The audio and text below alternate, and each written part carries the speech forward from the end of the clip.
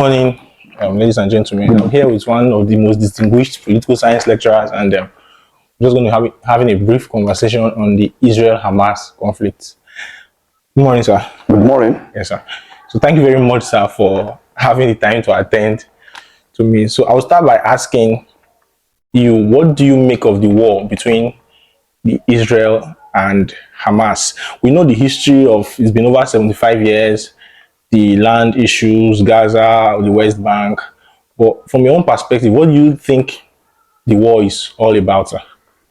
Well, the Israeli-Palestinian conflict, to use the word Palestinian conflict, because if you say Israeli-Hamas, some people will not understand that. Okay, yeah. Now, it's a prolonged conflict. In fact, I think one of the most prolonged conflict in the history of the universe. Yes, like you sir. said, 25 years Yes. of the conflict. There are different perceptions of the conflict, and it also is very complex. Now, the two countries, Israel and Palestine, they were claiming to the statehood. That's what it means. Yes, sir. But finally, for the Israelis, they have attained that statehood. But unfortunately for the Palestinians, they have not. Yes. So in fact, Palestine is a stateless society because they have no territory. Okay. They are just wandering from one particular. Now, before somebody can understand that conflict, because I said it's very complex, it has a religious undertone, it has a geographical undertone, Okay. cultural undertone, and at the same time, there is some element of international politics. Oh, wow. Now, the two countries that, as we know, they were like brothers. Yes. So, except for the fact that one is a Jewish state, Yes. and the other one belongs to the Arab Yes. ethnic group. Yes. Now, unfortunately for these two countries, they were together before the displacement of the Israelis. Yes. Now, for us to understand this conflict, like I said, it's very complex. There are four forces that are also involved in the conflict. The first is Great Britain. Okay. The second one is the United States of America. The third one is Hamas. And the fourth one is the Fatah. Okay. Now, Is that the Iranian group? no. The Fatah is the PLO, Okay. the Palestinian Liberation The West Bank. Authority. Yes, sir. Now, before the emergence of Hamas, the Fatah are the one that are fighting the mouthpiece of the Palestinians. Yes, sir. So Yasser Arafat belongs to the Fatah group. Yes, sir. We call them Palestinian Liberation Organization, PLO. PLO, But okay. later they now became Palestinian Liberation Authority. Okay, that's the PLA. Okay, sir. Now, the United States involvement, the Great Britain involvement was based on the fact that it was Great Britain that gave them the opportunity that they have to divide the territory into two and giving what do you call it? The Jewish state one. And the other one. State one. And because of the fact that the British colonial attitude then is like they are the one in charge of colonialism. So they have divided the two group into two states. Yes. Now, the development of the United States is because the Jews' connection with the United States also gave the United States the opportunity to support the Israelis. Don't forget that most of the experts, military experts in the United States are from Jewish origin. Okay. So there is no way the United States will never support them. That's the second part of it. Then the third force, which is the Hamas, Yes, the Hamas. are the militant group of the Palestinians who started as a kind of a social movement, but later injected Islamic extremism and fundamentalism. Now, the fourth group, those that are involved in the crisis, is Fatah, which I said belongs to the Palestinian Liberation Organization. The Fatah's difference between the Hamas is that the Fatahs, they believe in negotiation, they believe in a kind of a dialogue. Yes. And also based on different accord which have been signed by the two belligerents. But the Hamas, They are the Islamic fundamentalists. They are more radical. They are more radical. They believe that we don't have anything to do with the Israelis, that to allow them to force them out of that particular territory. Now, if you look at the dramatic event we're talking about, these are the 4 people that are involved. Now, having said that, you can also recollect that that conflict has taken a new dimension, whereby it's now involved the international community. Yes, sir. It has also pitched the entire world into belonging to Muslim and also belonging to the Islamic race. You can now see that if you look at the historical trends of the conflict, there are series of negotiation, series of dialogue, but the problem is that Israel have been very magnanimous to allow Palestinians to live along with them. Okay. But the Palestinians, they don't want to accede to that kind of issue. Hamas or the Palestinians? Palestinians generally. Okay. They don't want to. Now, because of the fact that the Hamas won the election, yes, and they have taken over the government, it has changed the pattern and the dimension of the conflict. So the conflict, which has been based on series of negotiation and dialogue, and with the involvement of Hamas in government of the Palestinian people, it has now affected effective dialogue, and that's what obtains in what we witnessed in the October 7 massacre, yes, of the Israelis. Okay, sir. I really get that. Thank you very much for that. Now, my next question, sir, is you made a statement of Hamas being a radical organization and they are trying to fight with the Israelis. But so far, we've seen that they are no match for the Israeli army. So why would they still fight? Why would they carry out October 7 attack when they realize that they cannot defeat the Israeli? Or is there an agenda to this attack? Well, the problem is that let's face reality. It seems the Hamas, they have already hijacked the cause of the Palestinians and are now using their own movement in trying to propagate Iranian Islamic agenda. Okay. They are being supported and sponsored by the Iranian government. So unfortunately for the Palestinians in that particular territory, the Hamas have now pitched them as a slave and they have nowhere to go. Yes. So they are using them as a launching pad to achieve their own political and aims and also Islamic agenda. Yeah. So it's like the Hamas are now situating themselves in that particular axis and territory so that they can also be marching against Israeli military domination. Unfortunately for them, while the Palestinians are going down in terms of development, the Israelis have consolidated their statehood, yes, in terms of economic, political, and economic and social development. Yes, sir. But the Hamas did not allow the Palestinian to grow, because there is no way you can have an Islamic agenda and a state. It will also retardate their growth and development and also affect social and economic development of the citizens. So unfortunately for the Hamas now, there is no way they can match with the Israelis, because the Israelis are having a kind of rapport with the Western nations. Yeah. And most of the Western nations, they never like any terrorist organization. Like we have it in ISIS, we have it in the Levantine states, and also across the Western, the Middle East countries. Yeah. So there is no way the Western country will be very happy that Israel, being a powerful nation, is situated with that Arab country to checkmate the growth and development of Islamic militants, which is prone to terrorism and is against the global international agenda. Okay, sir. Thank you very much, sir. Now, the Israel army has launched a full-scale attack on Gaza. We've seen a lot of fighting.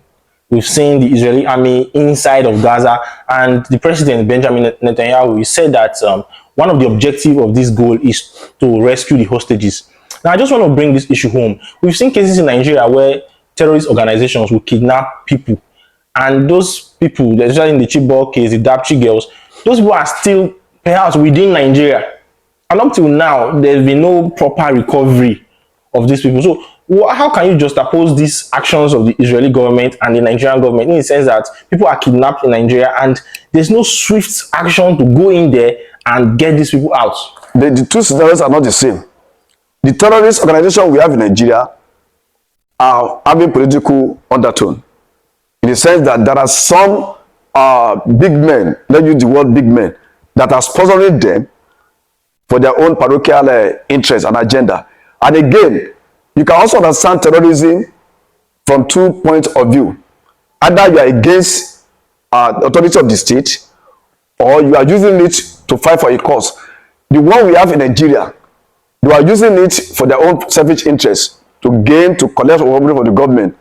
But the one we have in between Israel and that of the Hamas is for a cause. They are fighting for a cause, and they want to bring something out of it so that the entire international community will see to their cause, so that they can they quickly come in and address the issue. But that of Nigeria, the reverse is the case. There are some people that are involved in that particular scenario.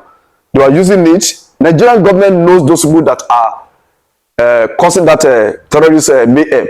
But because most of the political elites are once involved, don't forget that Ademole Sheriff was once accused of sponsoring Boko Haram. Yeah. But later, he joined PDP. Later, he shifted to APC to romance with the and Nigerian politicians. They are very smart. Yes, they can use anybody to serve as their own interest, and also to make sure that they give something out of it. But for the Israelis and the Hamas, the reverse is the case. It has international undertone. Yes, and there's no way we can compare the two scenarios.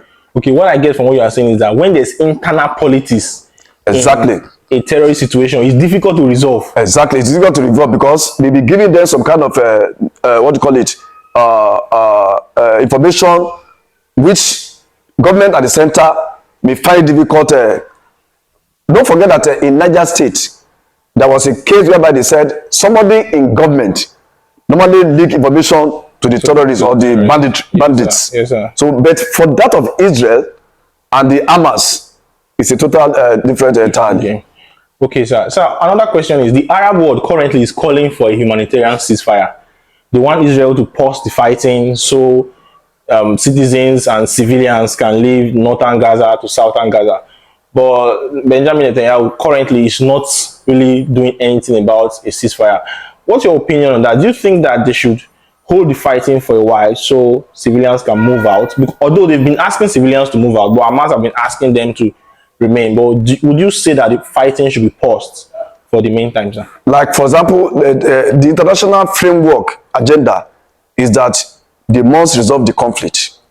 Yes, but sir. the question is, how are they going to resolve it? Now, it's very simple. If you look at the Israelis, like I said the other time, they have already attained statehood. Yes. But the Palestinians are still struggling. They have not. Although the international system, the international community, the United Nations, all other bodies allow them to speak on the international fora, yes, so that they can discuss issues pertaining to yes. Again, also, the Arab countries are not straightforward in this negotiation. Don't forget that in the 70s, or during from 1967 to 1973, during the Israeli-Arab conflict, you recollect that the Palestinians moved to Jordan and they wanted to overthrow the monarch of Jordan. So which means, also don't forget that Egypt never allowed the Palestinians to cross to Egypt. Oh, yes, sir. Also don't forget that most of the socio-economic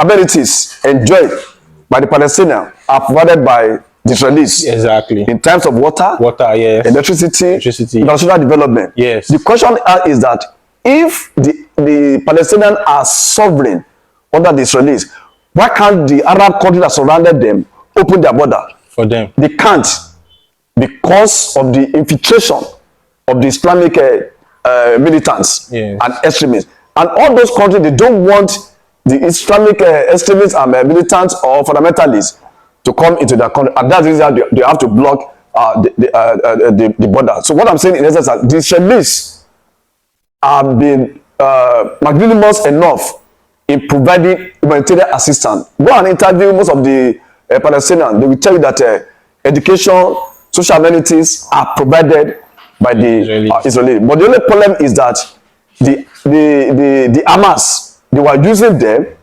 as to propagate their own cause, and also to allow the lingering crisis to continue. The essence of the Hamas strategy is that they don't want any kind of resolution.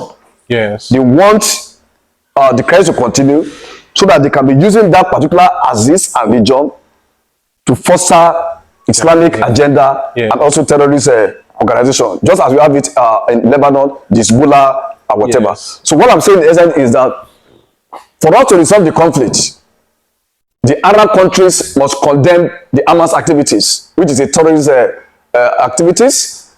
Again, the United States, the European Union, and other Western countries must also sit down together and resolve the crisis so that they should allow the Palestinians to have their own state and also the Israel to have. And again, it has been documented in the Oslo Accord, Camp David Accord, even the recent development that they should have two-state solution. But it is the Palestinians that are not taken to cognizance of it. Unfortunately for the Palestinians, the better for them to allow two-state position, because Israel has been established economically, militarily, and also in terms of international recognition. Yes, sir. But would you say that Israel should pause the fighting for now to allow some kind of discussion and settlement, or they should just continue to fight to eradicate? That's why I'm saying that what they just display for the past 2 weeks is to show their military might. Yes. That the Hamas are nowhere to be found. But I can assure you that in few days to come, the European community and the Western countries, they will have to resolve the crisis, that Israel have to mellow down, and so that they can now go to the negotiation table to resolve it, particularly in the area of humanitarian crisis, which have affected the children and also the big families. It is a great loss to the entire international community. Yes. I don't want to go into what caused, who is right and who is wrong, but I've noticed that, especially in Nigeria and other countries, the Arab people, the people who are Muslims, they seem to support Palestine, while the Christians seem to support the Israelis. So is it really a situation of who I am and not really looking into the conflict to find out who is really right and wrong? I've told that when it comes to issue of group conflict, there's normally emotional feelings to it. That's what we now experience. Now the Arabs that are supporting the Palestinians, they are supporting because they believe in Islamic agenda. Yes. Then those other countries, like Western countries now, they are supporting Israel, not because they are born again or Christian per se, but because they are against the propagation of Islamic agenda. Yes, sir. Particularly if you look at Nigeria now, an average Yoruba person might be a Christian, might be a Muslim, but he never support Islamic fundamentalism because it's against the spirit of our brotherhood. Yeah. Then again, if you look at even the other countries, there are some people in Iran who is the major sponsor of Hamas, that are also against the Iranian style of leadership. Yes, sir. Because it's like they have already Islamized that agenda. We want peace, and that's the reason why many people are now advocating. Even series of videos online, whereby you saw some Hamas who have already jettisoned that idea of fundamentalism and embrace what they call openness in terms of dialogue. And what I'm saying is that it is Israel that is helping them, but the Hamas, their leaders who are based in foreign country, that are also injecting some kind of oil so that they can use it for their own selfish interests. Okay, sir. So another thing is, I noticed there's this radicalism that's now been attached to Islam. And if you look at some of these Hamas videos, even while they were killing on October 7, even recent fighting, they're always chanting Allah Akbar whenever they are doing these things. And for some of us that are Christians, we might begin to think that the Islam as a religion is not a religion of peace. So, but why is it that when these things happen, we don't have Muslims coming out to come and say, this is not our religion? No. Don't let us make the mistake. Islam is a religion of peace. But once you have some radical Islamic scholars who are teaching what is not in the Quran, yes, that's where we have a problem. Also, don't forget that we also have Christian fundamentalists We have Christian fundamentalists, because when we are growing up, we only know Orthodox churches. But different churches are growing up now, and they are teaching there are different verses, there are different doctrines, and even there are different literatures in the Christian dom that it is against what we have in the Bible. So for those Islamic militant and fundamentalists, there are some part of the Quran that they will just jettison, and they will only extract some, and they will just benefit their own personal agenda. Exactly. Yeah. So Islam is a religion of peace, but some people just want to use it to destroy the humanity. Yes, sir. But sir, looking at the October 7 attack, what would you say is a proportionate response for Israel? Some people are saying that they are overdoing it. They are dropping bombs in Palestine and it's affecting women, affecting children. They are dropping bombs in residential areas. And Israel is saying that, okay, these people are being used as human shields. So the question has always been, we saw the attack on October 7. So the question now is, what is a proportionate response? How should Israel respond? No, I've told you that normally what Israel already is play is to let the international community that they have the military capacity, yes, and the capability. That are they overdoing it? We cannot say they are overdoing it, because it's like if you attack my territory and you kill about 2 of my children, if I have the means to overrun your territory and kill 10 of your children, that is it now. It's like a principle of reciprocity. Yes. But what we are saying now is that Israel have already showed the international community, even the Hamas, that they are more than them in terms of military capability. But like I said the other time, the international community have to come down, sit down together, dialogue, and persuade Benjamin Netanyahu that they should come to a round table, so that they can also resolve the crisis. What is your own way to peace? My own way to peace is that the Hamas leaders, they should come down from their radical posture, and at the same time allow the Palestinians to have a peace of mind so that they can enjoy social, political, economic development of their country. Democracy prevails in the Middle East as we have it in Israel. The Palestinians must also have democratic structure, not the one put in place by Hamas. Yes. Because it's like the way the Hamas are moving, they are also trying to move as we have it in Afghanistan. And no Western countries will allow that kind of thing to happen. And Israel, like I said, have already established their statehood, and they have consolidated it with good economic development, military strategy, industrial capacity and capability, and as they have been well known all over the world. So they cannot allow anything again to destroy that kind of opportunity or development they have already attained. The only thing that remains now is for Palestinian people and their Arab neighbors to allow peace to reign and allow this two-state solution to happen, to prevail. Okay, lastly, sir, what do you think the Nigerian state can learn from Israel's way of handling terrorism? Because we also have our own local terrorism issues here in Nigeria. What do you think Nigeria... The first one is that Israel as a nation is an open community.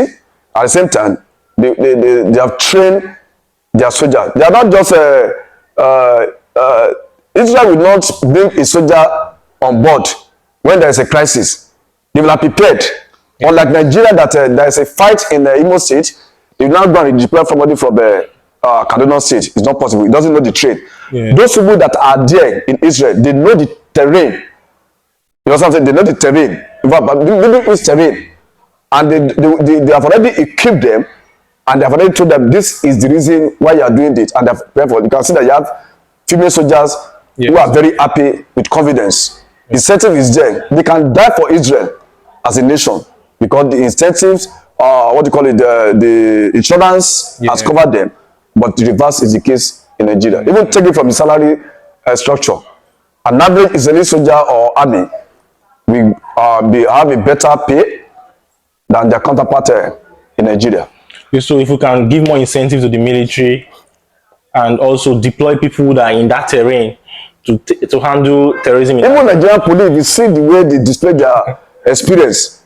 They love the job, but because of frustration from the pay, government, the Nigerian police, the Nigerian soldiers are Nigerian soldiers are doing very well in the international peace operation, but because they have incentive, they pay them in dollars the kit.